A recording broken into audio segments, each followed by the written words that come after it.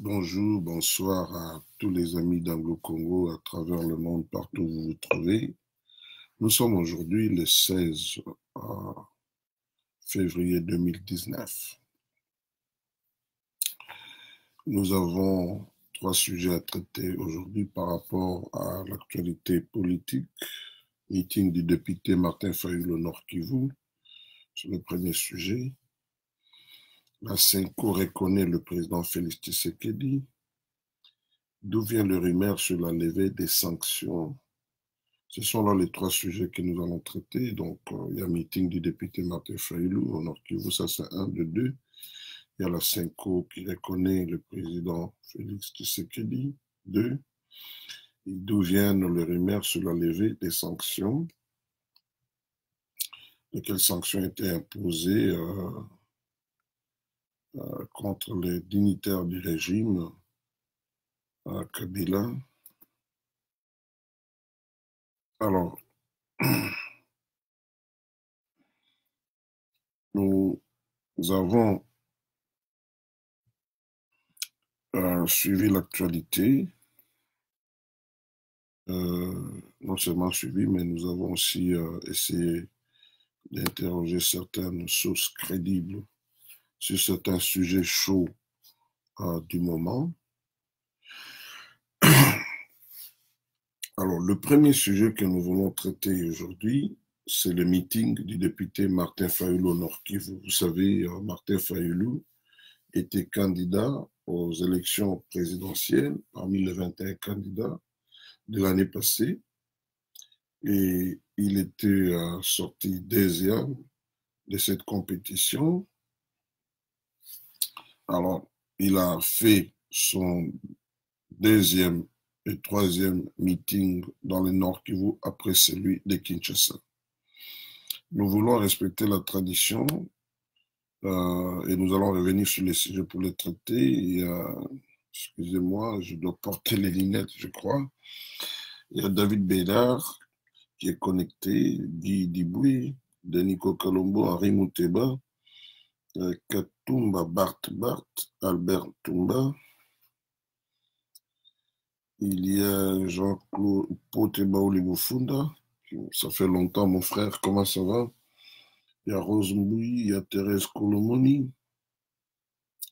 Vous êtes déjà nombreux. Ça nous permet de commencer notre émission. Zé Chamala, il y a Kabé Agnès Jeannette. Il y a Pasteur Jackson Bambi. Il me dit Shalom Brother. Je dis aussi Shalom. Et puis John Paul. Voilà. Merci beaucoup d'être connectés. Excusez-moi. L'effroi m'a frappé, alors je fais une petite tour là.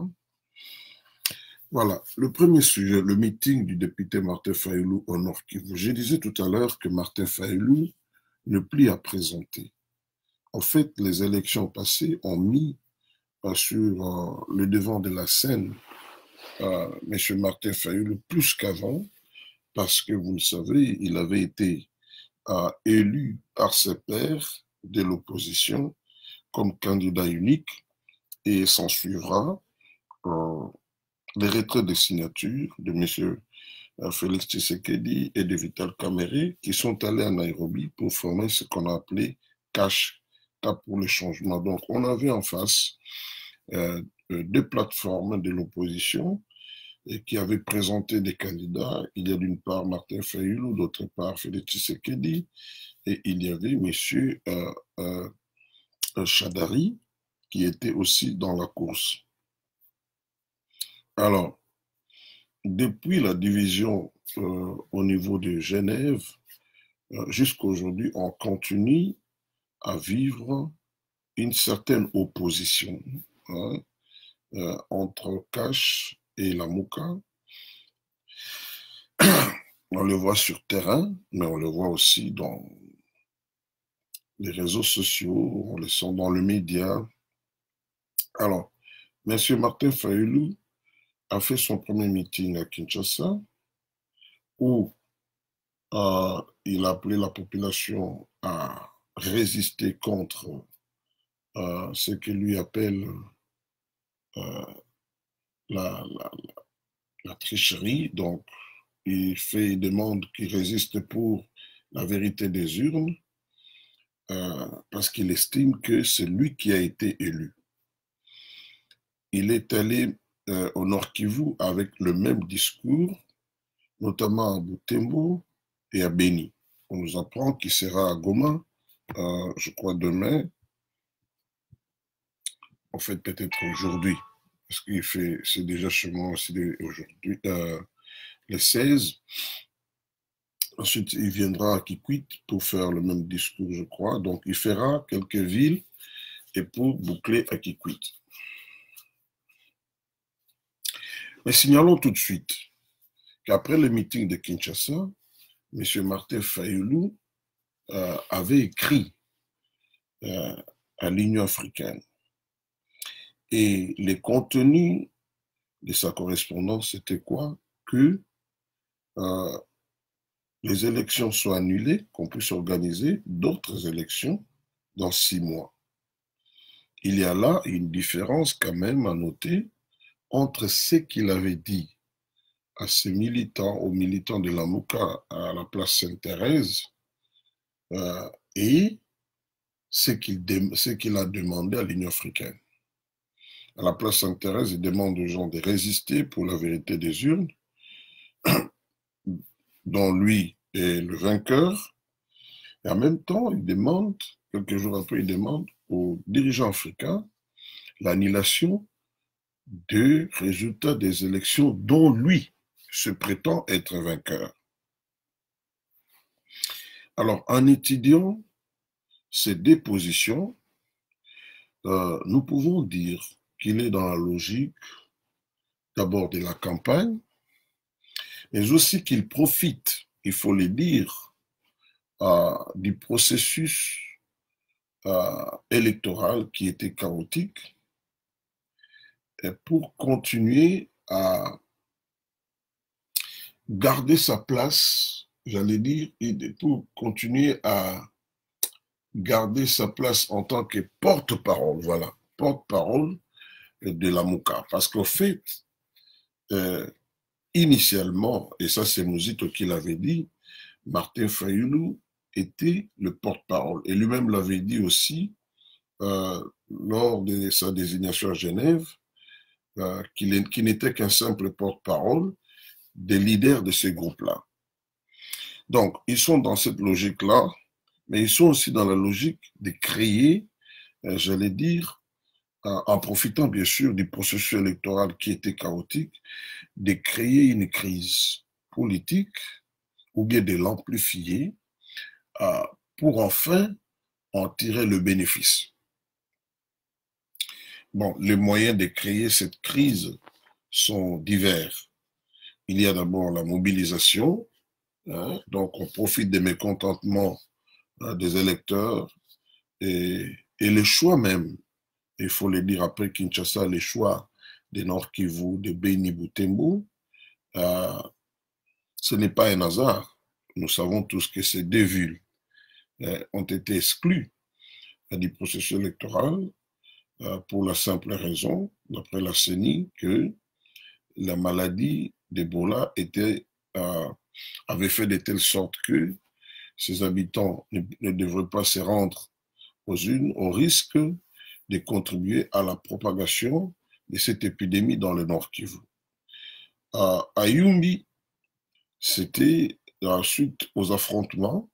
Aujourd'hui, nous voyons les images et on comprend, honnêtement parlant, quand on regarde le nombre de morts, l'ampleur des dégâts à Yumbi. Il y a un reportage de France 24, je crois oui, France 24 si je ne me trompe pas. Quand on regarde, non, de TV5, on arrive à la conclusion que la CENI avait raison d'annuler les élections à Yumbi. Bon, en disant cela, on doit aujourd'hui établir des responsabilités qui étaient à la base de ça. Alors, on sent que la Mouka veut à tout prix créer une crise sinon amplifié ou bien à partir des mécontentements d'une partie de l'électorat congolais, créer une grande crise qui va appeler à une résolution de cette crise. Et d'ailleurs, en disant cela, j'ai en tête ce qu'avait dit Muzito, lequel Muzito avait accompagné Martin Fayoulou dans son voyage dans le Nord Kivu. Donc, par rapport au contenu du message de Sainte-Thérèse, de Nord Kivu, mais aussi de la lettre adressée au chef d'État, il est clair qu'ils sont en train de chercher un moyen de créer des conditions d'une crise, mais en même temps, il donne la solution pour puiser voix au chapitre. Parce que, par exemple, quand il dit dans sa lettre qu'il faut qu'on annule les élections et qu'on les organise dans 6 mois, quand on va annuler les élections, dans la lettre de Martin Fayoulou, il ne dit pas qui, parce qu'il y aura absence de légitimité. Ni lui, ni Félix Tshisekedi, personne ne sera président à ce moment-là. Alors, qui sera le président si on annule les élections dans les 6 mois-là? Qui va diriger le pays? Quelle sera l'Assemblée nationale qui sera à la mise en place, les Sénats et les autres institutions? Donc, on sera obligé de recourir au président qui était là avant, à l'Assemblée provinciale qui était là, plutôt à l'Assemblée nationale qui était là avant, au Sénat, et même au niveau des assemblées nationales. Donc c'est une marche arrière qui n'est pas réaliste, mais qui traduit quand même cette volonté de créer une crise, je reprends encore, et en même temps proposer la solution. Et cette solution, on va les remettre tous en scène. Et au fond, quand on regarde, si on annule les élections, c'est-à-dire tout le processus électoral qui a précédé sera annulé. Nous ne disons pas qu'il est parfait. Mais est-ce que ce n'est pas là une volonté, quelque part, de créer les conditions de retour de ceux qui étaient exclus? Donc, il y a un peu tous ces objectifs non avoués qu'on peut déceler dans cette démarche. Ça aurait été mieux que son discours de Sainte-Thérèse, et qui est conforme au discours tenu au Nord Kivu, se traduise dans sa lettre adressée au chef d'État pour dire « Je me considère comme le président et nous allons faire la résistance. Nous vous demandons de ne pas reconnaître le président qui a été proclamé vainqueur, hein, et plutôt d'être du côté du peuple qui est en train de faire la résistance. » Mais ce n'est pas le cas. Ce n'est pas le cas. Donc, sur ce point-là, je crois que la Mouka, sans le dire, en tout cas une partie de la Mouka, parce qu'il y a eu quand même des dissidences, et d'après nos informations, il y aura encore plus de dissidences dans les jours à venir. Sur ce point-là, disais-je, on peut oser dire que la Mouka veut faire tabula rasa, hein, et finalement revenir autour de la table, quand on sait que les dirigeants les plus influents de la Mouka, ce sont ceux qui sont en dehors de la course. Donc, on peut dire par là qu'ils n'ont pas encore renoncé à leur volonté de voir leur retour sur la scène politique et surtout d'être requalifiés comme des candidats valables au regard de la loi. Voilà. Alors, nous sautons ce point-là. Nous venons au deuxième point. La Senko reconnaît le président Félix Tshisekedi. Pourquoi je dis ça? En fait, c'est la deuxième reconnaissance, mais qui est en train de se faire sans faire trop de bruit. À la prestation de serment de M. Félix Tshisekedi, la Senko était représentée par, pas au plus haut niveau, mais il y avait un abbé qui était venu mandater par la Cinco pour représenter la Cinco. À l'occasion de la prestation, plutôt de la présentation excusez-moi, de la présentation de vœux entre le président de la République et les corps diplomatiques, la Cinco était représentée par une figure symbolique. La première fois, c'était un abbé, pendant la prestation de serment. La deuxième fois, c'est maintenant un autre abbé, mais qui n'est pas n'importe qui est le porte-parole de la Cinco, et en la personne de l'abbé Cholet. Et la presse l'a approché après la présentation, la cérémonie de présentation de vœux, et c'est l'abbé Cholet a donné la position de la Cinco, et je vais me faire le devoir de lire l'article qui rapporte les propos de l'abbé Cinco, de l'abbé Cholet, pardon. Qu'est-ce qui m'arrive? Alors, il dit ceci, les chefs de l'État, ça c'est l'abbé Cinco, l'abbé Cholet, qu'est-ce que je dis aujourd'hui? Il dit, les chefs de l'État qui est là est reconnu officiellement et nous ne pouvons que composer avec lui. L'article, ça c'est le titre, l'article continue. Présent à la cérémonie d'échange de vœux au Palais de la Nation, l'abbé Cholet s'est exprimé sur le pouvoir actuel en RDC. Selon le secrétaire général de la Cinco, le président Félix Tshisekedi étant reconnu officiellement, l'Église, donc vous entendez là, l'Église catholique, ne peut que composer avec lui. Quelle que soit la façon dont on accède au pouvoir, le chef de l'État qui est là est reconnu officiellement et nous ne pouvons que composer avec lui, a-t-il déclaré dans des propos rapportés par Jeune Afrique. À en croire l'abbé Cholet, l'épisode de la contestation des résultats des élections, cet épisode, disait-il, est déjà passé. Je le cite encore ici, il faut faire la part des choses. Une observation est une chose et le respect des institutions est tout autre. Vous avez bien suivi, du moment où la Cour constitutionnelle s'est prononcée, la Cinco n'a dit un mot, donc n'a dit aucun mot, a-t-il indiqué. Par ailleurs, il déclare que l'Église reste ouverte à la collaboration avec les Congolais dans le respect des règles. Faisons une petite analyse sur ces propos. Donc, pour la Cinco, les jours où la Cour constitutionnelle avait donné son arrêt, ces jours-là, il n'y avait plus de doute, plus de confusion dans l'esprit de prêtre catholique.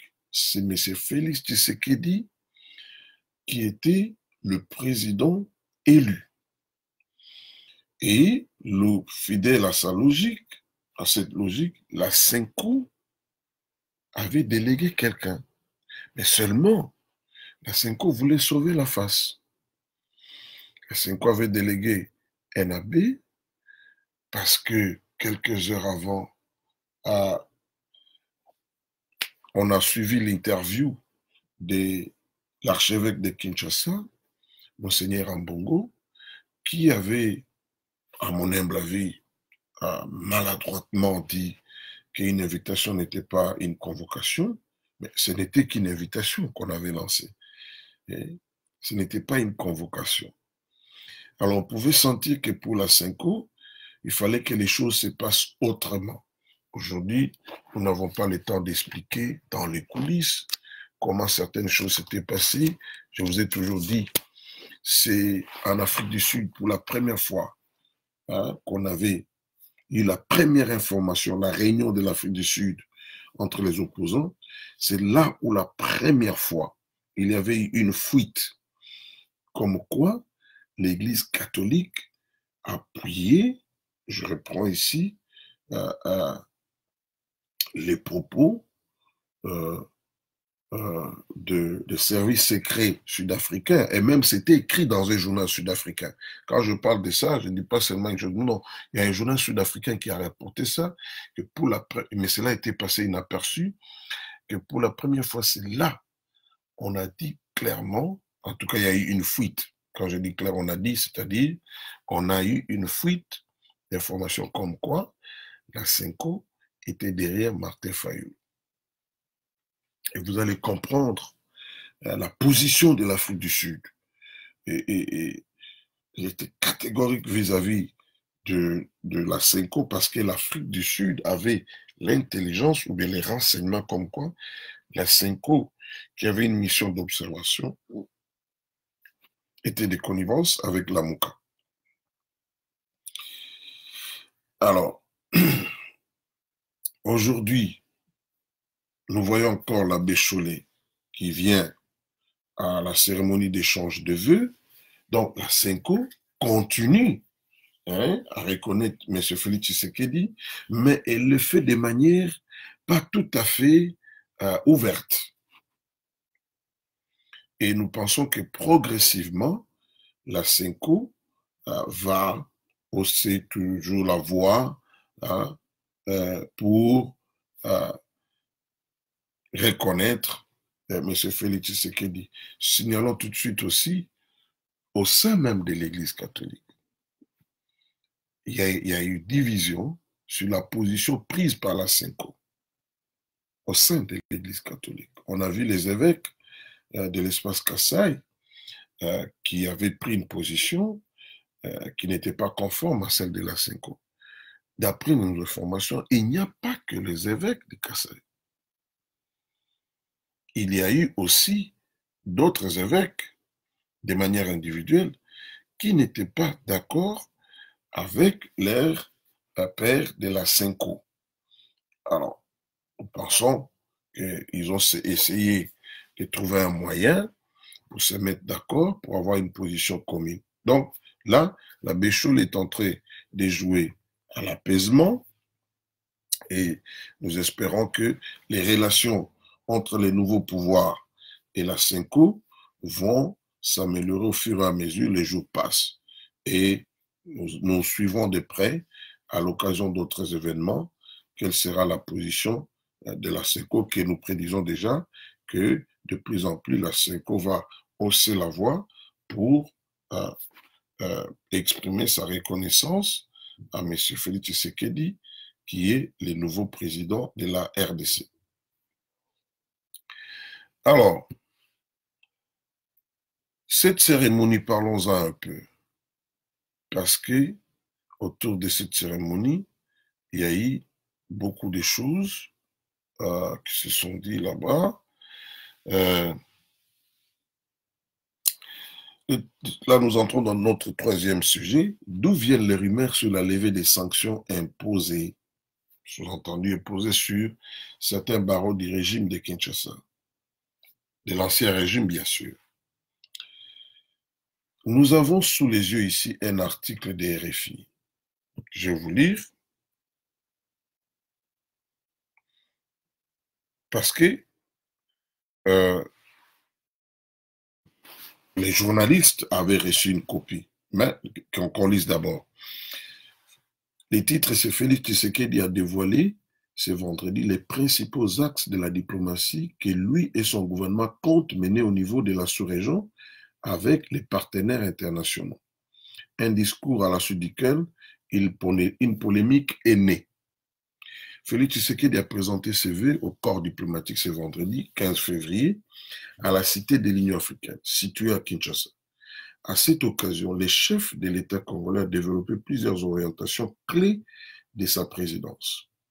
Concernant les relations avec les pays frontaliers, il a soutenu qu'il allait privilégier une politique étrangère axée sur le bon voisinage et les dialogues constructifs avec les 9 pays voisins.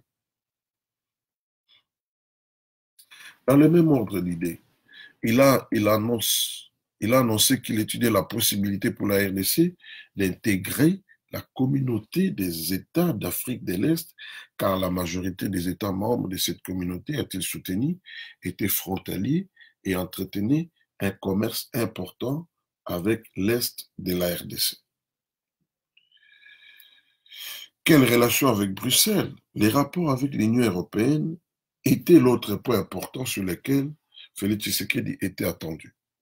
Le nouveau président a évité la question sur les sanctions qui frappent des personnalités congolaises proches de son prédécesseur, Joseph Kabila, bien que certains médias en aient fait l'écho à la suite de son discours ci-après. Il a en revanche émis le souhait que la RDC et l'Union européenne procèdent à l'échange de leurs ambassadeurs respectifs dans le plus bref délai afin d'avoir le même niveau de représentation. Il a également évoqué la maison Schengen, fermée depuis 2018, sur décision des autorités congolaises. Dans son discours, il s'est montré ouvert et a déclaré avoir instruit à la partie congolaise de finaliser rapidement les discussions entamées avec la partie européenne pour la restructuration et la réactivation de ces dispositifs consulaires qui délivrent les visas de l'espace Schengen à Kinshasa. Tshisekedi a-t-il appelé à la levée des sanctions contre les proches de Kabila? À l'issue du discours, plusieurs médias ont annoncé que les chefs de l'État congolais avaient demandé la levée des sanctions contre les proches de Joseph Kabila. Or, Félix ne l'a pas dit. Que s'est-il passé? Dans l'équipe de Félix Tshisekedi, on dit ne pas comprendre ce qui s'est passé. La mention était dans la version finale du discours. C'est celle qui a été transmise à toute la presse congolaise comme étrangère. Ce texte était préparé par le ministère des Affaires étrangères. On a essayé de lui forcer la main, assure un proche du nouveau président.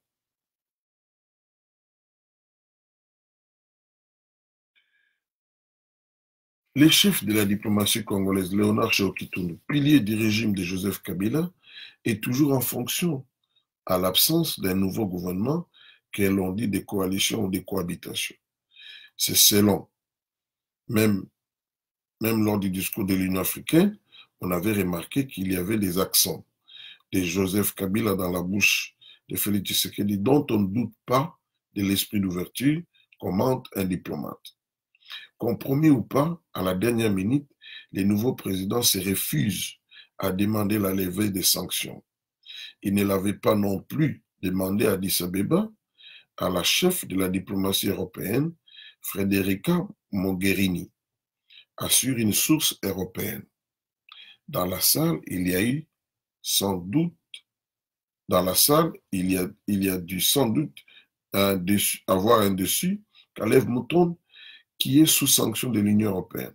Le chef de la très redoutée Agence nationale des renseignements est donné pour démissionnaire, mais ne sera remplacé qu'à la nomination de son successeur, a-t-il lui-même expliqué chez nos confrères de Jeune Afrique.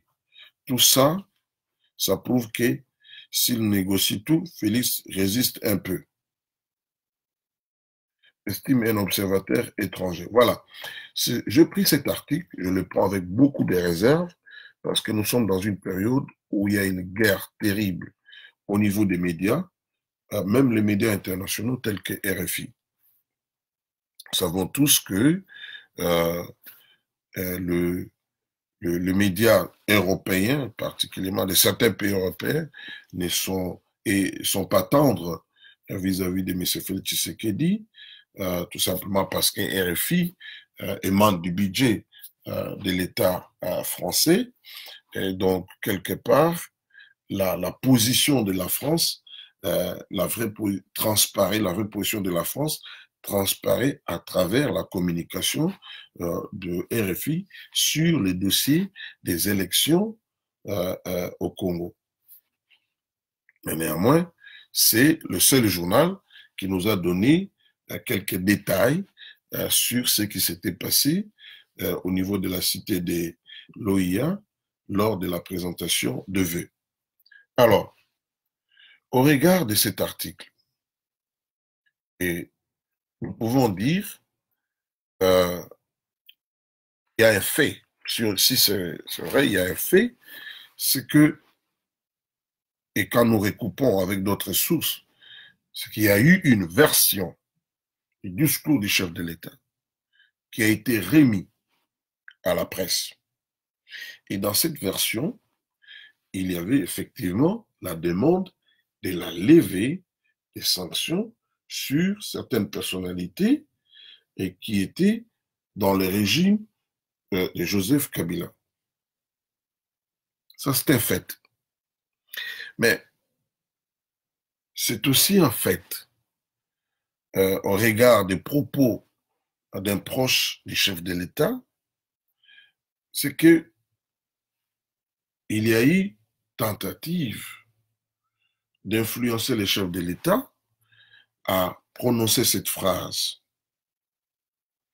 et que l'entourage ou bien les chefs de l'État a refusé de prononcer cette phrase. Ceci dénote que, premièrement, M. Félix Tshisekedi, bien qu'au nom du principe de la continuité de l'État, hein, parce qu'il travaille avec des autorités, surtout les membres du gouvernement, et qui étaient là euh, sous la présidence de Joseph Kabila, nous disions, bien qu'au nom de ces principes de continuité de l'État, M. Félix Tshisekedi est entré quelque part des jours d'une certaine, des jours de l'indépendance. C'est-à-dire, et c'est lui qui dicte. Parce qu'au finish, il n'a pas lu ces paragraphes. Cet état des choses prendra fin ou bien perdra de son ampleur quand il y aura la mise en place, la publication d'un gouvernement, bien que ce sera un gouvernement soit de coalition ou de cohabitation. Si c'est un gouvernement de coalition, c'est-à-dire on aura en face une même force, j'allais dire la somme de plusieurs forces politiques qui se composent en une force politique et qui aura la même direction, hein, dans la prise des décisions. Mais si c'est une cohabitation, nous devons nous attendre à parfois des divergences, mais lesquelles divergences vont trouver des solutions dans les cadres de règles fixées, des règles de gouvernance fixées par la loi. Mais aussi, il pourrait y avoir des moments où ça sera que les deux parties ne s'entendent pas. Je prends l'exemple des États-Unis. Vous avez certainement constaté, on parle beaucoup de shutdown au niveau des États-Unis. Donald Trump vient de prendre une décision et qui n'est pas soutenue par les congrès, et donc la Chambre des représentants et le Sénat. On a évité un shutdown et il a trouvé un autre moyen pour continuer sa politique de construction de murs entre le Mexique et les États-Unis. Cette politique est en train de fait polémique aux États-Unis. Donc, pourquoi? Parce que là, ici aux États-Unis, pour le moment, il y a cette cohabitation, du moins à l'américaine, parce que ici, on n'a pas de premier ministre, c'est le président de la République qui est le patron de l'exécutif full, mais il a là une situation où il n'a plus la majorité dans l'une des chambres du Parlement américain, donc du Congrès. C'est-à-dire que pour des grandes décisions, il doit absolument négocier. Alors, parfois, il trouve un compromis, mais par moment, il n'y a pas de compromis. Et cela va certainement continuer à l'approche des élections, donc du deuxième mandat Et Trump, s'il sera élu, bien sûr. Donc, chaque fois qu'on s'approche, quand on est dans la cohabitation et qu'on s'approche des nouvelles échéances électorales, chaque, j'allais dire, composante dans le pouvoir euh, va essayer de prendre sa direction. Est-ce qu'on en est là chez nous? Pas encore. On verra si ça sera un gouvernement de coalition. Le conseiller juridique, désormais élu comme député, l'honorable Peter Kazadi, a dit il y a plutôt un rapprochement. Il a aussi dit, il a parlé de la similarité de l'idéologie de deux partis ou bien de deux camps, les FCC, les PPRD pour être franc et l'UDPS. Alors, il y en a des gens qui ont sauté là-dessus, bien sûr. Quand on parle de l'idéologie, il y a l'idéologie, mais dans la pratique, il a tout de suite souligné que c'est là où il y a la différence. Bon, le PPRD, quand on lit son projet de société, on voit que c'est un parti de gauche, tout comme l'IDPS. Moi, je me souviens, les gens ne savent pas, le PPRD, par le passé, avait pris part à certaines réunions de l'internationale socialiste, même les PALO. Mais comme chez nous, les problèmes d'idéologie, les lignes idéologiques ne justifient pas les rapprochements, en tout cas, ce n'est pas dans la tradition de la politique congolaise. Bon, c'est un fait nouveau. C'est comme ça que vous trouvez dans la Mouka, il y a des progressistes, mais vous avez aussi des libéraux. Hein? Vous venez du côté de FCC, vous trouvez ces mélanges-là aussi. Donc, c'est quelque chose auquel nous devons nous habituer. Alors, ce discours montre que M. Félix Tshisekedi, quelque part, il jouit de sa liberté. Parce que c'est un point très important pour les barons du régime Kabila. Un point très important. Mais ceci nous rappelle aussi, parce que les deals que les Américains, c'est pas moi qui l'ai dit, hein,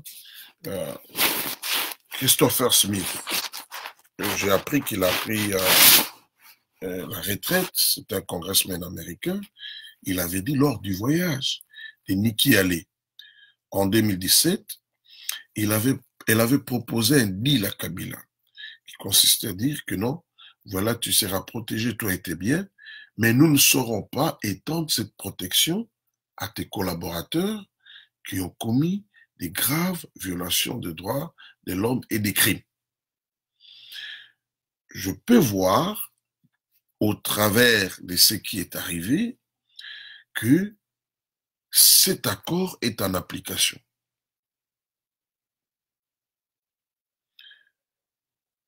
Il n'y a pas de doute que M. Joseph Kabila, la loi lui garantit l'immunité, hein, je parle de la Constitution, donc il sera sénateur à vie. Ce n'est pas un privilège réservé seulement à la personne de Joseph Kabila, à tout président de la République, de la République démocratique du Congo. Je constate que par la position de M. Félix Tshisekedi, les dignitaires du régime Kabila ne jouissent pas de la même protection. Et ceci peut être à la base, retenez bien, ceci peut être une cause dans l'avenir de l'affaiblissement du FCC. Je ne vais pas révéler ce que j'ai appris dans un contact aux États-Unis. J'ai rencontré il n'y a pas longtemps, quand je dis il n'y a pas longtemps, c'est-à-dire moins de 10 jours, j'allais dire un ancien diplomate, j'ai rencontré des lobbyistes, on a parlé de la RDC. Et il m'a été dit clairement que M. Félix Tshisekedi a les soutiens fous de l'administration Trump et que du côté de Washington, on voudrait les voir diriger pleinement selon son programme. je dis bien, je répète ce qu'on m'a dit, la RDC. Et l'un des sujets dont nous avons parlé, c'était les sanctions. On me l'a dit ouvertement qu'il y aura des gens qui seront arrêtés. Enfin, pas arrêtés, mais qui répondront de leurs actes devant la justice. Ça, c'est récent, moins de 10 jours. Donc, pourquoi je dis ça? Ben, je ne révèle pas un secret.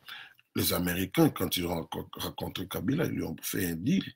Et il me semble, dans les propos de Christopher Smith, j'en avais parlé dans une analyse, Kabila n'avait jamais refusé ce deal. Mais c'était plutôt les modalités pratiques et certaines garanties, hein, certains signaux forts pour que ce deal soit exécuté. Et apparemment, nous sommes dans cette situation. C'est une façon aussi de donner à M.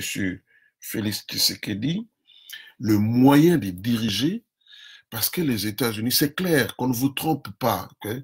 Les États-Unis soutiennent M. Félix Tshisekedi. Avant, je le faisais, je le disais par analyse, hein, mais j'ai rencontré, et je vais encore rencontrer d'autres gens, mais j'ai rencontré des gens qui sont très au courant, qui m'ont dit ouvertement, il n'y a pas de doute.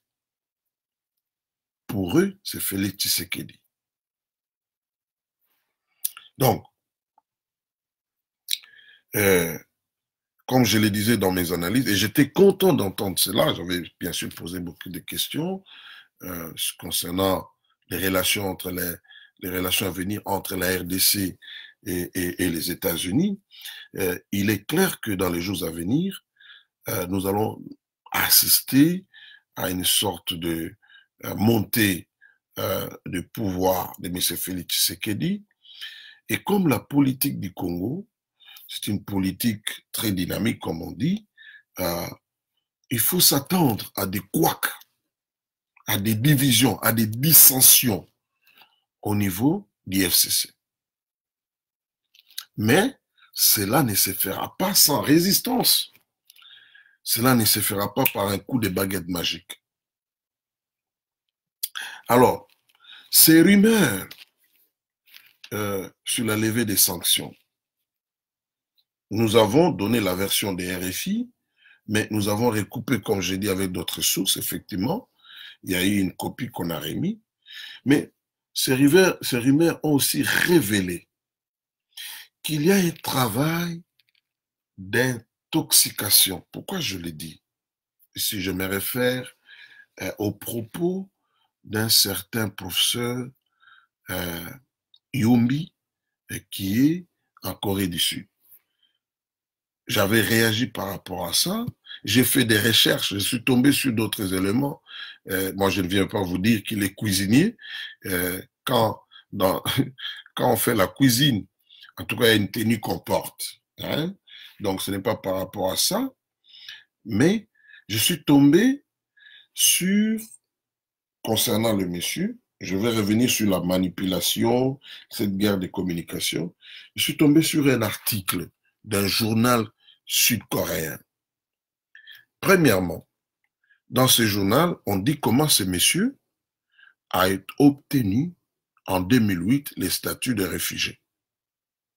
C'est par un pasteur. Souvenez-vous, dans son histoire, quand il parle du couple qui avait fui les conflits de Kamwina Nsapu et qui était en Angola, et à qui un pasteur a fait des démarches pour qu'ils obtiennent les visas, il lui parle d'un pasteur, mais lui-même, c'est par un pasteur sud-coréen qu'il a obtenu en 2008 hein, les statuts de réfugiés en Corée du Sud.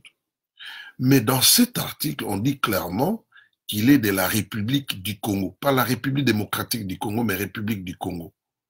Dans l'émission passée, j'avais dit, il y a des éléments qui me poussent à dire qu'il est de la République démocratique du Congo. Entre autres, il y a cet article-là du journal sud-coréen, mais aussi quand on regarde les noms. Yombi. C'est vrai que chez les Tétés, là, il y a les Yombi, Mais nous savons aussi qu'au Congo-Brazza, dans le nord, il y a des Yombi. Alors, c'est pour cela, je dis que ceux qui ont dit qu'il est du Congo-Brazzaville, ils peuvent avoir raison. Parce que dans cet article du journal sud-coréen, c'est clairement dit qu'il est de la République du Congo, pas de la République démocratique du Congo. On a vu comment ce monsieur a dénaturé les propos du président Félix Tshisekedi. Et ça, c'est la communication. Hein. Je suis en train de parler de la guerre des communications ici. J'ai sous les yeux la déclaration de Filippo Grandi, qui lui dit connaître bien et qui les connaît, qui est le haut-commissaire de l'ONU pour les réfugiés. J'avais publié ça sur mon mire. Certains Congolais avaient relayé ça. Écoutez très bien, parce que le diable se cache dans les détails. Voici ce que dit Filippo Grandi au commissaire de l'ONU pour les réfugiés. Il dit, je le cite, « L'engagement du président Tshisekedi à créer les conditions du retour pacifique et volontaire des réfugiés congolais à l'étranger et des personnes déplacées à l'intérieur du pays est encourageant. J'ai promis le soutien du HCR dans cet effort important. » Fait des citations. Quand vous prenez la vidéo de ces messieurs, quand vous prenez la vidéo d'un autre Congolais qui est très proche de Lamouka, son nom, je crois qu'il s'appelle Samuel, quelque chose comme ça, qui a travaillé avec Kabila, tous évitent de rapporter fidèlement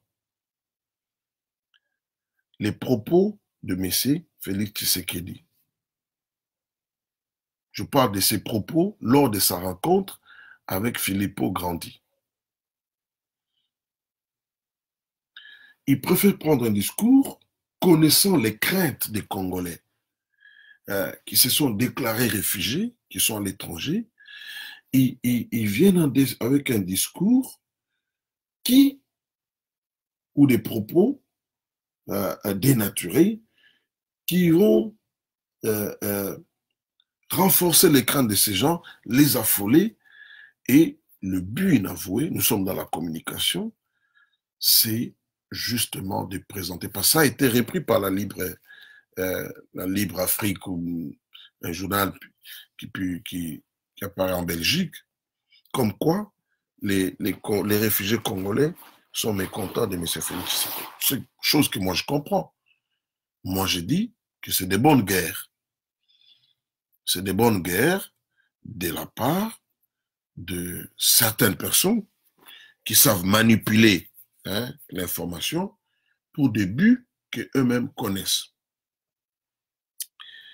Ça rentre dans les cadres de ce que nous avons vu avec la levée des sanctions. Ici, il faut le dire tout de suite, que c'est la version qu'ils appellent finale, ou bien la copie remise par le ministère des Affaires étrangères, qui a fait qu'une certaine presse et certains milieux politiques puissent bondir là-dessus. Mais on ne sent pas, parce que la vidéo existe, parce que M. Félix Tshisekedi a fait son discours sans parler de lever des sanctions, ces gens-là ne reviennent pas pour dire que non, écoutez, nous avons la copie, mais dans les discours, il n'a pas parlé de ça.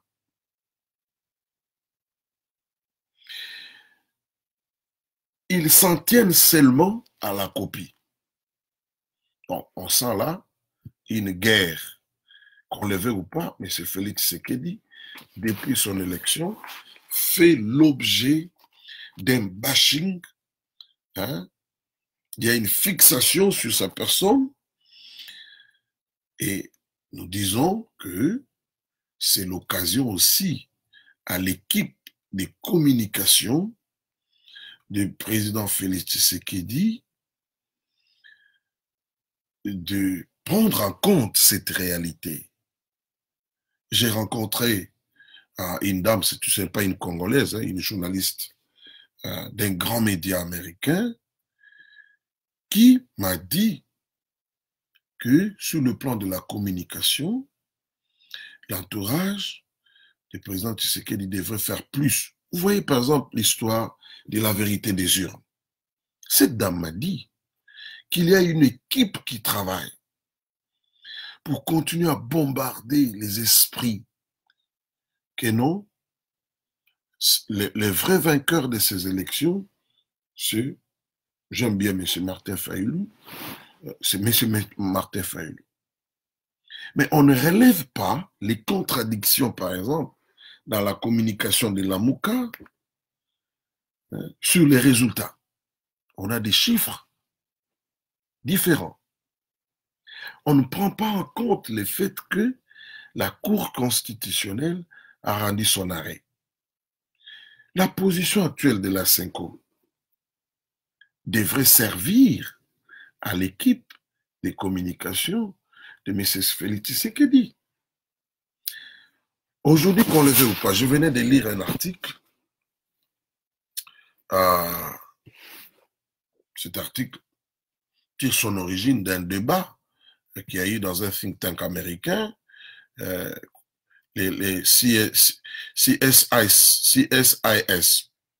Centre d'études stratégiques, hein, basé aux États-Unis, à Washington. Pour le petit rappel, ce centre, c'est là où, en 2011, Vital Kamerhe s'était rendu. Il avait parlé. Il y avait aussi le pasteur Ngoï Mulunda. Et finalement, M. Etienne Tshisekedi, à l'époque, il était candidat. C'est un think tank qui est bipartisan. Donc, et les démocrates et les républicains se retrouvent. C'est un grand think tank qui a été fondé en 1962 et qui traite de la défense nationale et de la sécurité. Alors, dans ce think tank, on parle, vous savez, il y a une guerre entre les États-Unis au niveau de la communication et la Russie. Dans ce think tank, on dit, on est en train d'assister aujourd'hui à une guerre de communication qui ressemble fort entre ces deux grandes nations à celle qui était là à l'époque de la guerre froide. Et la Russie, d'après les experts américains, est en train de recourir aux méthodes utilisées à l'époque par Staline et les autres dirigeants de la Russie. C'était des méthodes. Ils avaient un programme qu'ils appelaient Effective Measures. Hein? Mais en réalité, quand vous regardez les fonds, c'était quoi? C'était une campagne média et une campagne de communication contre la politique étrangère des États-Unis.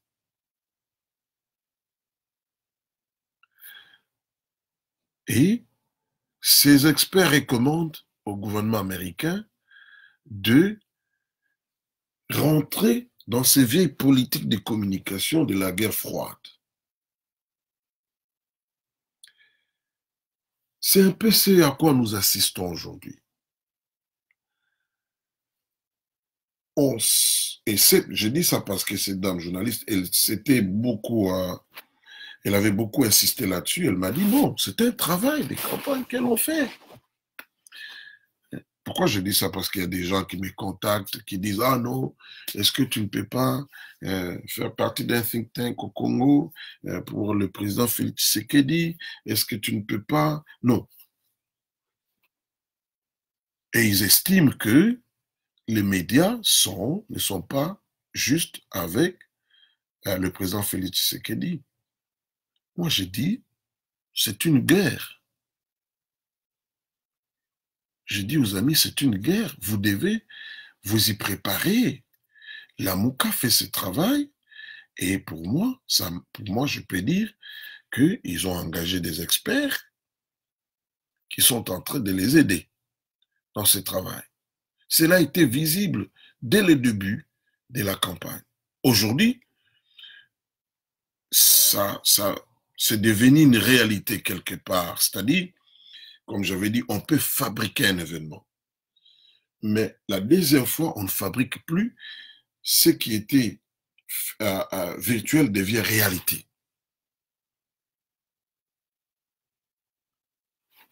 Ça ne sert à rien de se plaindre. Il faut faire appel à des experts, dépenser de l'argent, parce qu'ils ont dépensé de l'argent.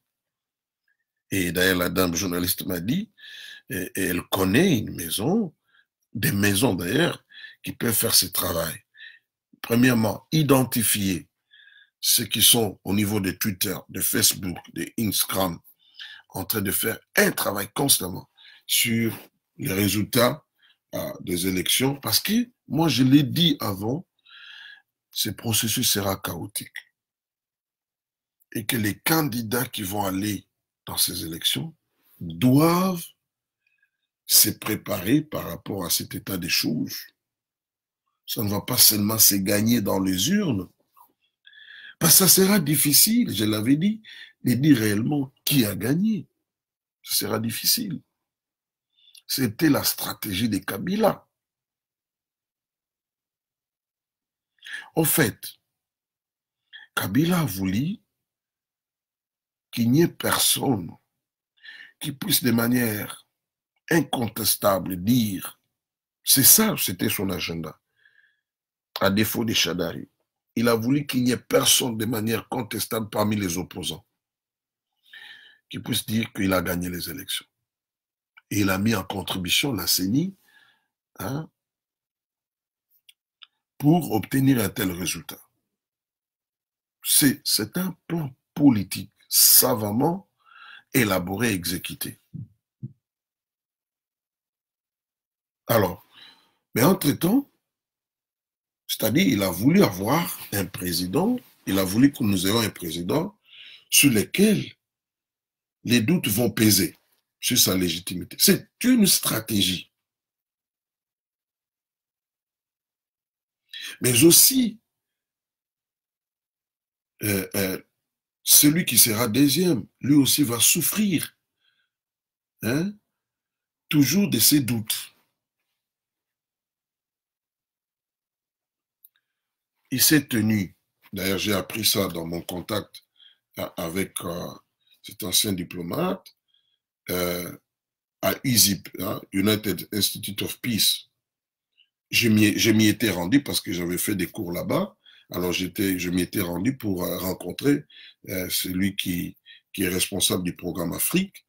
Alors, quand j'ai rencontré cet ancien diplomate, c'est lui qui m'a informé qu'il y aura une réunion les jours suivants, une grande réunion sur la RDC dans ces think tanks. J'ai rencontré un autre Congolais qui est très au courant de ce qui se passe sur la RDC aux États-Unis. Il m'a dit oui, effectivement, parce que je lui ai posé la question s'il s'était enregistré. Moi, j'étais déjà en retard. Il m'a dit non, c'est à huis clos. Et quand j'essaie de vérifier, l'ambassadeur des États-Unis au Congo, parce qu'il était en séjour, je crois qu'il est encore en séjour à Washington, était présent. Monsieur Peter Pham, l'envoyé spécial du président américain dans les Grands Lacs et à RDC, était présent. Monsieur Tibor Nagy, qui est le sous-secrétaire d'État américain chargé de l'Afrique, était présent. Et il y a une dame que je ne suis pas parvenu à identifier, parce que j'ai vu la photo de cette rencontre à huis clos, et l'assistance était composée essentiellement, d'après mes informations, de certaines ONG américaines qui critiquaient qui étaient hostiles à M. Félix Tshisekedi, hostiles concernant les résultats. Alors, ces parterres que je viens de citer, ces panels que je viens de citer devant cette audience avaient pour mission, d'après mes informations, de clarifier les choses. Ces officiels. de dire pourquoi les États-Unis soutiennent les résultats publiés par la Cour constitutionnelle. Il y a eu, semble-t-il, un débat objectif avec des documents des uns et des autres qu'ils ont confrontés là-bas pour montrer, pour dire la vérité sur les élections qui se sont passées en RDC. Mais non seulement ça, ils ont aussi parlé de l'intérêt des États-Unis en RDC.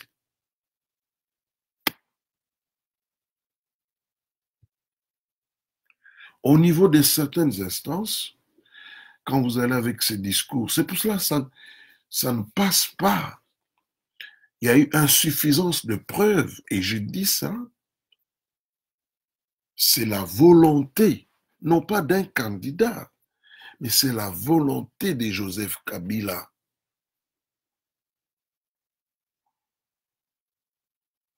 Moi, je me dis, si Lamuka avait commencé par dire, ou bien, disons, l'opposition, s'ils avaient, et je le disais, ils pouvaient présenter deux candidats, mais ils devaient se mettre d'accord sur certains points.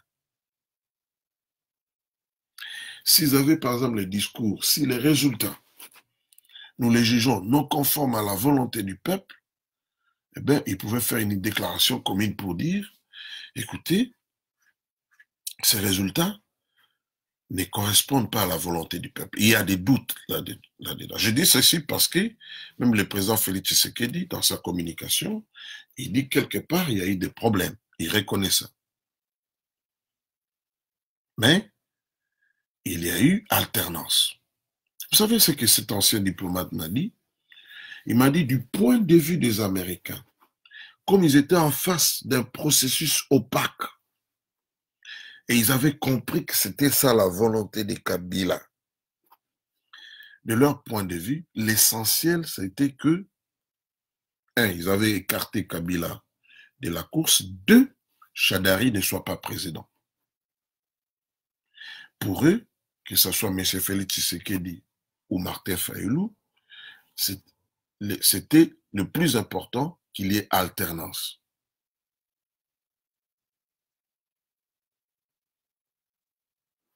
Mais non, nous autres, nous sommes restés dans les débats de vérité des urnes. Laquelle vérité? Nous ne la détenons pas. Personne ne détient cette vérité.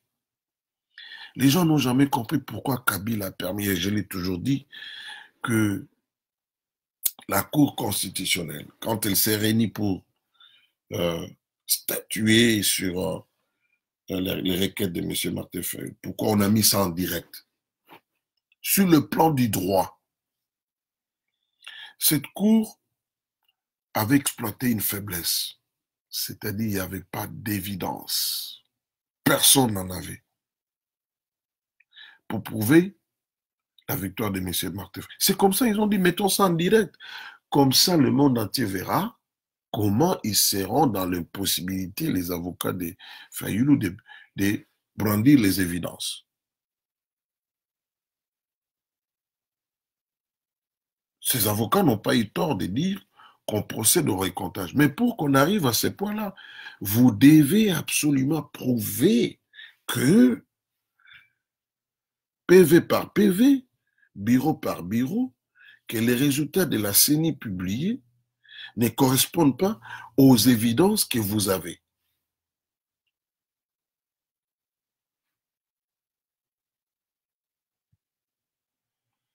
Alors, il revient aux Congolais de chercher à savoir qu'est-ce que nous devons faire.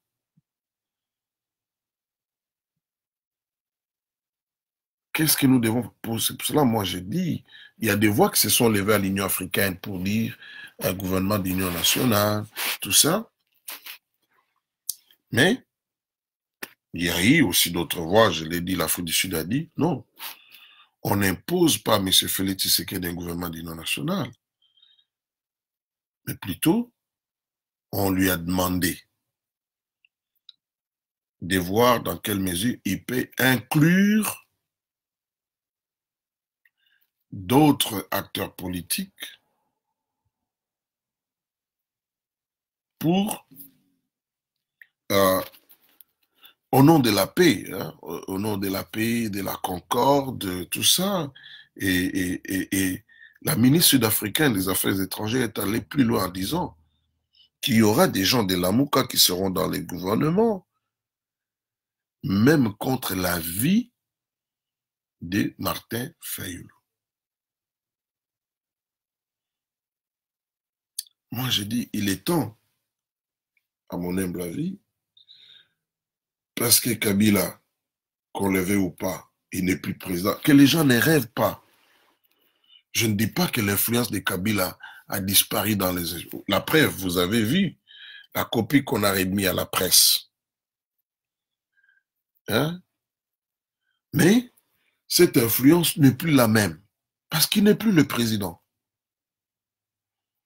Les ambassadeurs qui viennent là, reconnaître la victoire de Félix et les reconnaître comme président, ils ne viennent pas amuser la galerie. Pas du tout. C'est lui le président. La Cinco, que tu le veux ou pas, la Cinco vient de les reconnaître.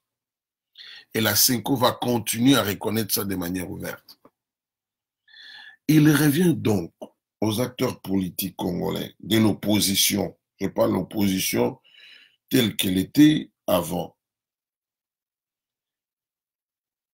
de trouver un moyen de se mettre ensemble pour diminuer cette influence, tant dans les institutions que dans le public. C'est-à-dire, il devrait venir autour de Félix, l'influencer aussi, que de les combattre. Ça, c'est mon point de vue. Parce que la volonté de Kabila, c'était quoi? Bon, je fais peser les doutes sur l'un et l'autre.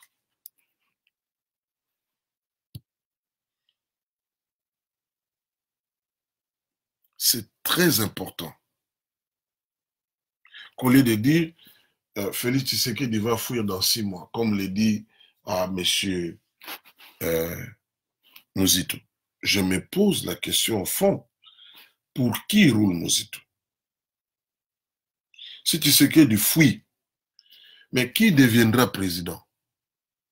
C'est pas Fayulu, hein? C'est pas Fayulu. Parce qu'il a dit, nous préférons parler avec Joseph Kabila. Donc, il remet en scène Joseph Kabila.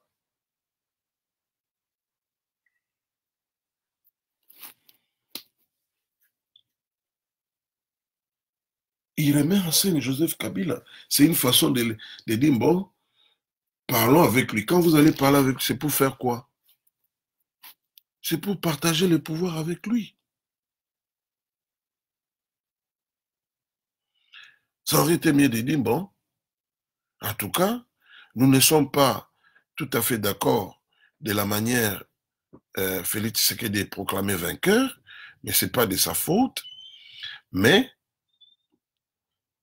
ici sont nos conditions, nous l'acceptons, mais ici sont nos conditions pour que nous puissions avoir les changements, les traduire rapidement dans les actes.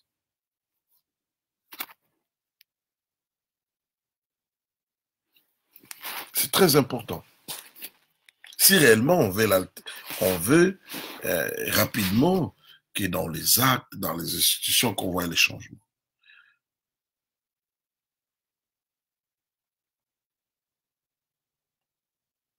C'est très, très important.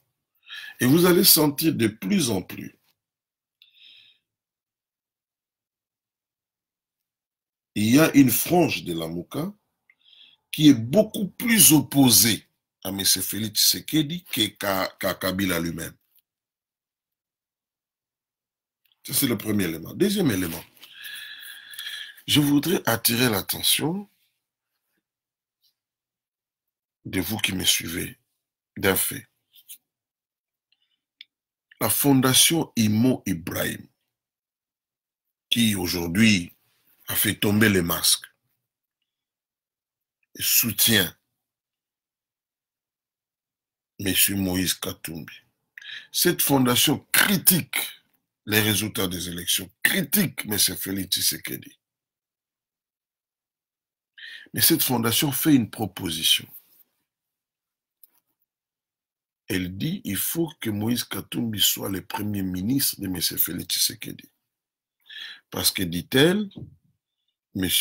Moïse Katumbi a des fortes relations dans le milieu d'affaires à travers le monde. Il a l'expérience. La question que je me suis posée, pourquoi cette fondation ne parle pas de M. Martin Fayulu? Parce que c'est lui le challenger de Ramazani. C'était lui le challenger de M. Félix Tshisekedi. Cette fondation, c'était. Pourquoi il ne dit pas que ce soit Martin Fayulu? Parce qu'après tout, l'écart entre Martin Fayulu, si on tient compte des résultats publiés par la CENI, confirmés par la Cour constitutionnelle, l'écart n'est pas trop grand. Pourquoi il ne dit pas que non, ce soit Martin Fayulu? Mais il parle plutôt de Moïse Katumbi. Il n'y a pas une autre conclusion à tirer. Donc pour cette fondation, M. Martin Fayulu est en train de faire le travail de Moïse Katumbi. Ça peut amener quelqu'un à conclure comme ça. Donc, on va dire que l'accord de Genève avait pour but ultime d'amener Moïse Katumbi au pouvoir.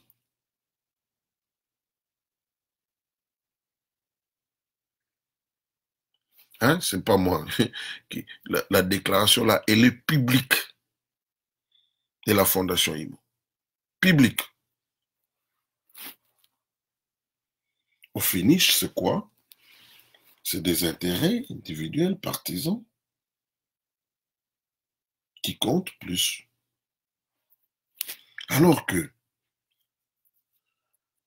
on ne peut pas refuser, les gens ne font pas la politique tout simplement pour l'intérêt général. Il faut qu'ils trouvent aussi leur compte. Mais il y a moyen de les rapprocher.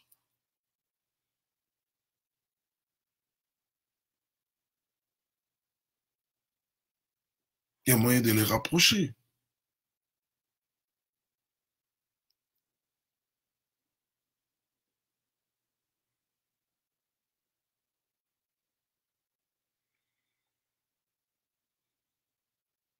Donc, il faut que les Congolais comprennent.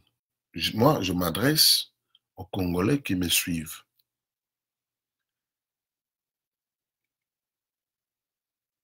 Que il y a des choses que nous faisons, croyant obtenir tel résultat. En réalité, nous allons, les résultats de ce que nous faisons ne va pas correspondre aux résultats que nous croyons atteindre.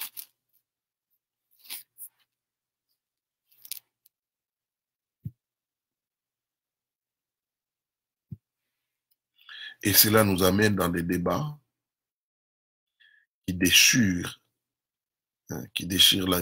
l'unité nationale, inutilement, parce qu'il y a des manipulations des médias, hein, manipulation de l'opinion, et nous nous divisons inutilement, inutilement, jusqu'à pousser les gens à la violence. Inutilement.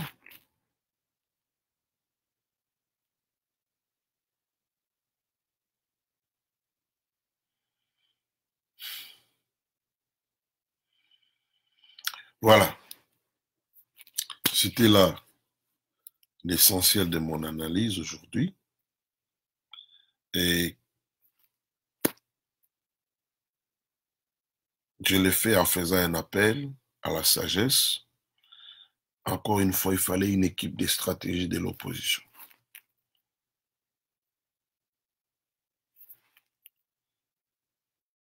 Au jour d'aujourd'hui,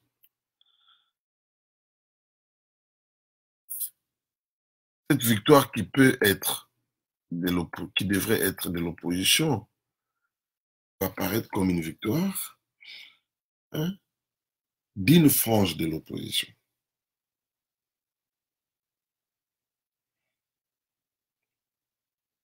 Tout simplement parce qu'il y a des gens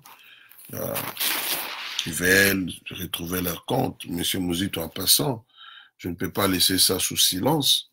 Il a accompagné Martin Fayulu, laissant un groupe de pères et de mères de famille qui travaillent dans sa chaîne, qui sont impayés depuis plusieurs mois, plus de 10 mois.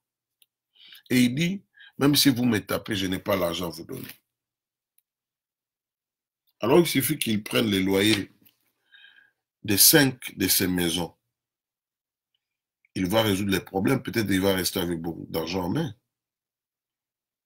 Mais il accompagne M. Fayulu à Beni, à Butembo et à Goma, laissant des gens qui ont travaillé pour sa propagande, parce que ces chaînes-là, c'est des chaînes de propagande, en train de manifester devant sa maison. Lui qui disait qu'il va qu'il va empêcher les investisseurs à venir au Congo.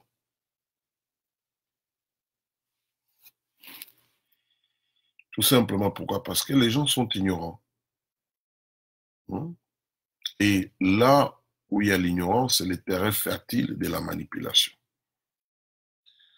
J'ai dit que M. Fayulu jouit d'un soutien au regard des résultats donc considérables de la population. Mais M. Mouzito, quelle est son affaire là-dedans? Lui, il devrait d'abord régler les problèmes des journalistes.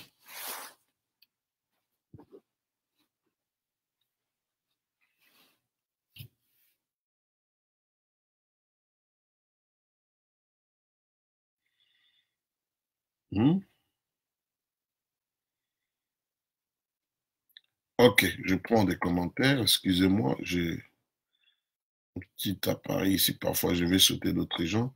Les données dit Joachim Yomi Opango du Congo Brazzaville, une célébrité politique dans ce pays voisin qui partage avec nous des similitudes culturelles, partage le même nom que notre professeur cuisinier. Bon, moi, je ne dis pas qu'il est cuisinier. Je n'ai pas vu ça dans la presse et dans certains documents que j'ai fouillés.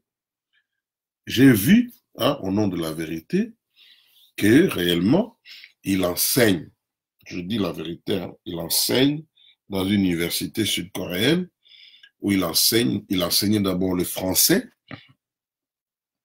mais il donne aussi quelques cours sur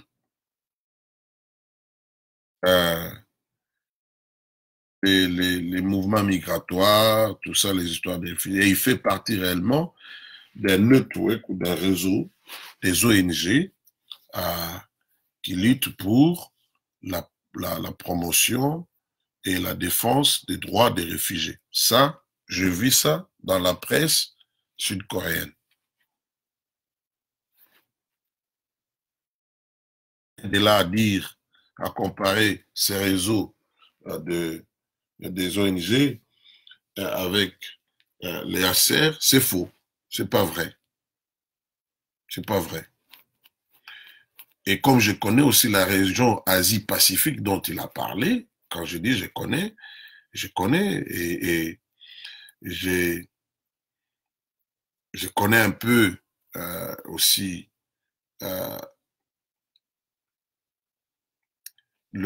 comment les choses se passent, je dis un peu, parce que j'étais interprète des réfugiés et j'ai travaillé dans une ONG dans cette région Asie-Pacifique qui s'occupait des enfants issus de familles de réfugiés. J'ai encadré des enfants venant de ces familles-là dans le cadre d'une ONG qui s'occupe des réfugiés. Donc, je peux dire que c'est un réseau purement privé. Et d'ailleurs, dans le pays où je réside, on ne sent pas l'influence de cette ONG. Même dans un autre pays, par exemple, comme l'Australie, parce qu'il a cité l'Australie. Vous savez que l'Australie, depuis euh, je crois, 2012, si je ne me trompe pas. Non, non, qu'est-ce que j'ai dit? Après la crise financière qui avait frappé le monde, vers 2010, 2011, l'Australie ne permettait plus aux réfugiés, aux demandeurs d'asile, d'attendre la décision finale de leur demande sur le territoire australien. Ils ont trouvé des pays, certains pays et certaines îles dans la sous-région où ils ont entassé des réfugiés. C'est une situation qui existe jusqu'aujourd'hui. Et ils sont là pendant des années et des années. Il y en a qui ont craqué sur le plan mental. On n'a pas entendu parler des réseaux, des ONG, de ces messieurs. Donc, encore une fois, bon, parfois les gens, dans leurs réponses aussi, ils utilisent les méthodes, hein, qu'on a utilisées contre eux. Non, moi, j'ai cherché à savoir qui est-il, hein, sur base de certaines informations, des sources euh, sud-coréennes. Et c'est tout simplement parce que je suis pas, je suis en séjour dans un pays, dans un autre pays. Si j'étais dans le pays où je réside, j'allais appeler certains contacts sur place pour avoir plus d'informations sur ce qu'il fait réellement. Mais je vis, par exemple, qu'il a enseigné le français dans une université sur place là-bas et qu'il a... Vous savez, quand on parle d'enseigner, on peut avoir des sessions de ce qu'on appelle les ateliers, les petites formations sur les mouvements migratoires. Donc, voilà.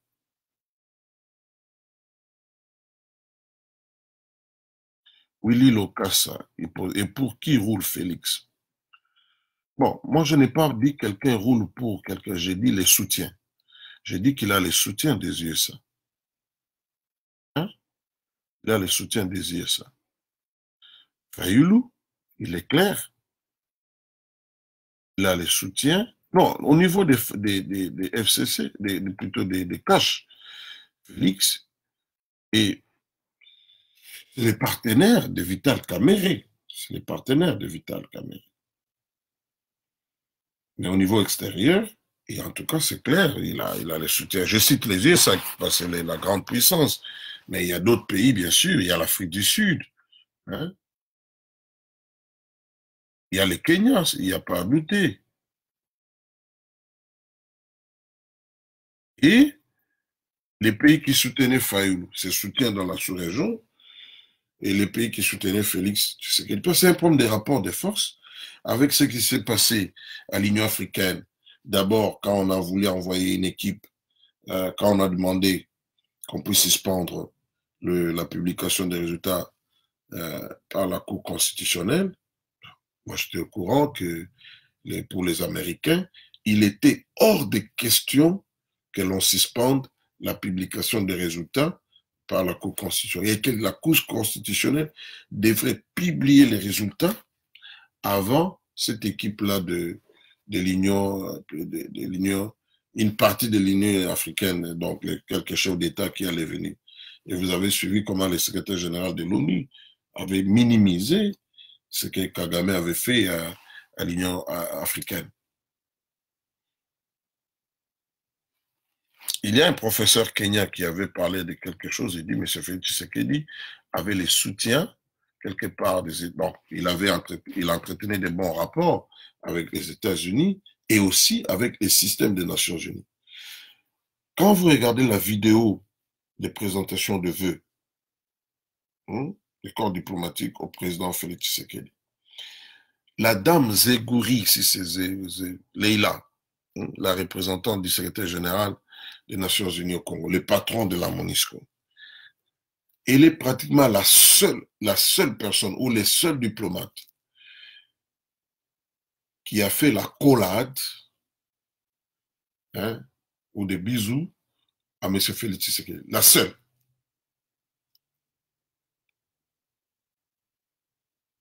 Tout le monde savait, en commençant par la communauté internationale, que Kabila allait embrouiller les choses. Mais on ne voulait pas de lui, donc il fallait trouver un moyen pour qu'il y ait alternance. Ça, c'est clair.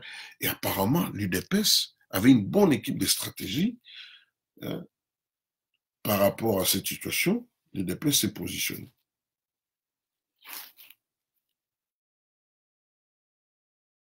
On est cash, quand je parle de l'UDPS, je parle du cash.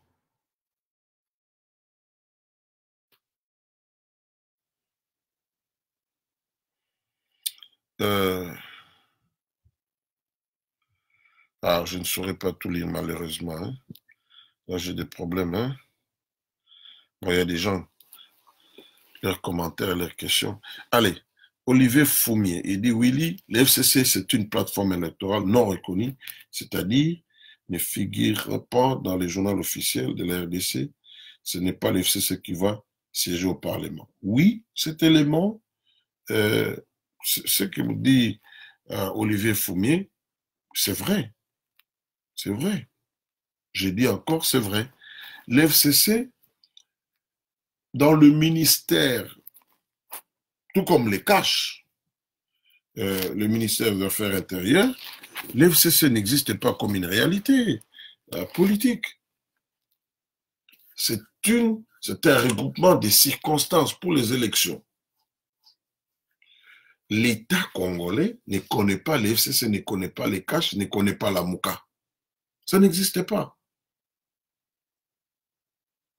Ce sont des cadres de réflexion, des conceptions de stratégie et des mobilisations pour les élections. Donc, dans la formation du gouvernement, il faut tenir compte de cette réalité. Thérèse Colomoni Chaïma, maman Thérèse dit, Willy Lokassa, il faut te documenter. L'FCC n'est pas un parti politique ni une plateforme reconnue. Voilà. Et je crois, j'espère, hein, parce qu'en politique, on profite des erreurs hein, d'appréciation de l'adversaire. Je crois que les caches, disons, le président Félix Tshisekedi va profiter de cet état des choses hein, pour l'exploiter à son parfait, pour réconforter son pouvoir.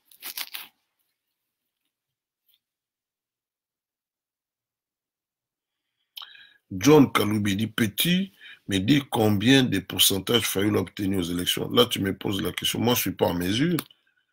Je crois que tu répondais à quelqu'un d'autre, John. Mais je ne sais pas. Bon, le problème, c'est que vous me compliquez ici. J'ai l'impression qu'il y a des gens qui ne me posent pas moi des questions, qui ne font pas de commentaires pour que moi, je puisse bondir là-dessus, mais qui sont des gens dans une sorte d'échange hein, entre eux, hein, un débat, donc parfois j'ai du mal à comprendre.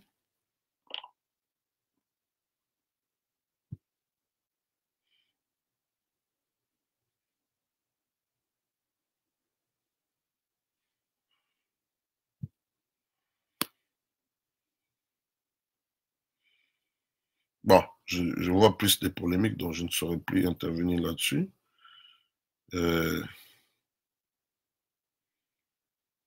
Bon, c'est un fait, hein, je dois dire une chose, c'est qu'on le veut ou pas, M. Félix Tshisekedi. Et dans la démocratie, on n'a pas un président qui obtient l'unanimité. Ça n'existe pas.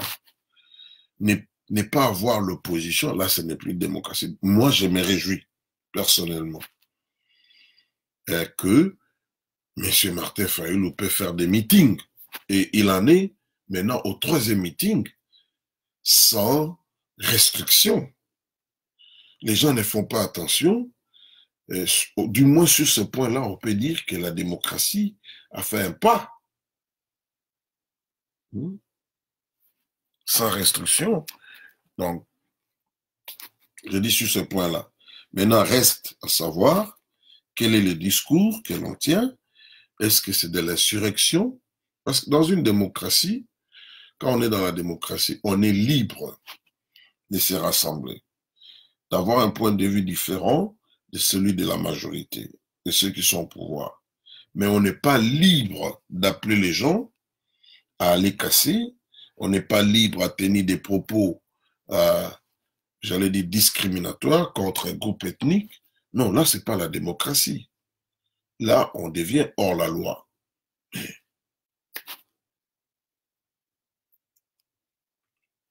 Voir les gens se rassembler autour d'un homme, d'un député qui ne partage pas les points de vue du gouvernement, c'est un grand pas. Et vous savez qui en tire crédit? Au finish politiquement, hein, politiquement, surtout à l'extérieur. Celui qui en tire crédit, c'est le président Félix Tshisekedi. Il y a eu un débat au niveau de Brookings Institution, qui est notre think tank américain. Ben, on avait dit, on va voir M. Félix Tshisekedi dans l'accomplissement de ses promesses. Bon, quand il parle de l'état des droits, mais ça c'est un argument en sa faveur. Le fait que Fayoulou peut tenir des meetings librement, où il conteste la décision même de la Cour constitutionnelle, j'ai dit, bon, ça peut paraître que lui aussi il en tire profit, c'est-à-dire il jouit hein, de ses droits constitutionnels, le fait de rassembler les gens, mais les pouvoirs aussi en tirent profit. On ne peut pas douter qu'il y a la démocratie là, du moins sur ce point-là.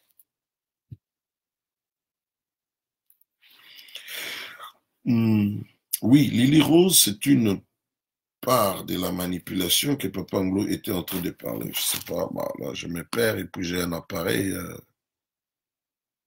La démocratie, cette démocratie, nous devons nous habituer. Dans la démocratie, on critique les gouvernants. Donc, c'est tout à fait normal que l'on critique, mais c'est Félix Tshisekedi. Bon, reste à savoir si ces critiques sont objectives, fondées, ça c'est une autre paire de manches. Mais dans la démocratie, on respecte aussi la loi. Et ici, j'ai dit, monsieur le président Félix Tshisekedi avait donné un avertissement, je crois, dans un pays africain, lors de sa tournée, hein, où il avait dit qu'ils vont plus tolérer un certain nombre de comportements. S'il arrive qu'un opposant qui tient des propos qui constituent une violation de la loi, mais il sera traduit devant la justice. Il sera traduit devant la justice. Parce que l'état des droits, tout le monde hein, est égal devant la loi. C'est ça aussi la démocratie. Ce n'est pas des libertés illimitées. Non, non, non, non. Liberté et responsabilité. Vous êtes libre, mais attention, il y a la loi. Et la loi est très ferme. Autant qu'on joue de ces libertés dans les limites de la loi, autant il ne faut pas outrepasser vos limites, sinon vous allez sentir que l'état des droits veut dire liberté, mais aussi loi.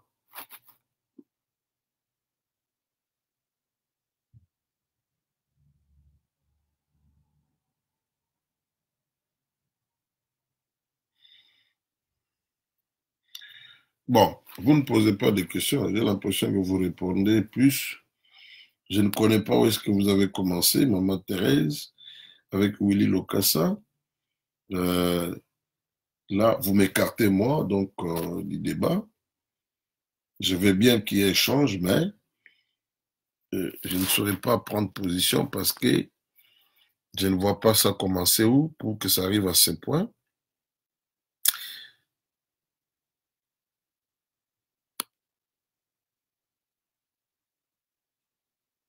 Bon, il y a quelqu'un qui parle de la désinformation, de la manipulation, mais cette désinformation, on peut la combattre. C'est en disant la vérité. Partout, donc, vous essayez de... C'est comme hein, une rivière, bon, la mer est polluée par un tank pétrolier, ben, vous trouvez les moyens de... de mettre fin à cette pollution avant qu'elle n'aille plus loin.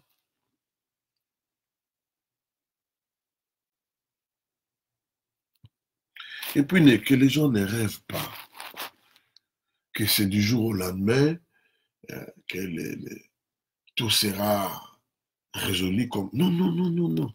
Le mandat est de 5 ans. Et je doute même qu'en 5 ans, qu'on puisse résoudre 40% des problèmes qui sont au Congo. Je doute. C'est des choses qui doivent se faire dans la durée. Ça peut se faire avec au deuxième mandat, avec le même président ou quelqu'un d'autre, mais il faut travailler de manière durable. Allez, bon, je vous laisse. Ah, je vois 4 nouveaux commentaires. J'espère que ce n'est pas toujours la polémique. Ah,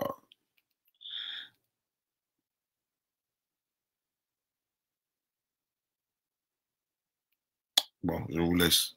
Alors, je termine toujours en disant que nous devons prier, prier pour notre pays, prier pour nos leaders, prier pour le président Félix Tshisekedi et ceux qui l'entourent, prier pour Martin Fayulu, qui, à mon humble avis aujourd'hui, au regard des meetings, des résultats obtenus d'abord aux élections, les résultats publiés par la CENI, confirmés par la Cour constitutionnelle, il joue le rôle de leader de l'opposition, il est député, et il a été confirmé. Quand on confirme, donc quelque part, vous devez... il va siéger au Parlement, ne vous en faites pas, parce qu'il n'a pas contesté son élection au Parlement. Nous devons aussi prier pour lui, parce qu'il a une frange de personnes qui l'ont voté et qui continuent, certains continuent à croire en lui, et dans cette diversité d'opinions. Le pays doit continuer, la nation doit rester unie. Prions pour la paix, parce qu'il y a des endroits dans notre pays où il n'y a pas la paix. Prions pour l'unité entre le peuple, parce qu'il y a des communautés qui sont en conflit entre elles. Donc voilà l'essentiel de mon propos. Mungu ambariki sana kabisa kabisa kabisa labino mingi tomononi mokolo mosusu. Voilà, c'est l'essentiel. Bye bye.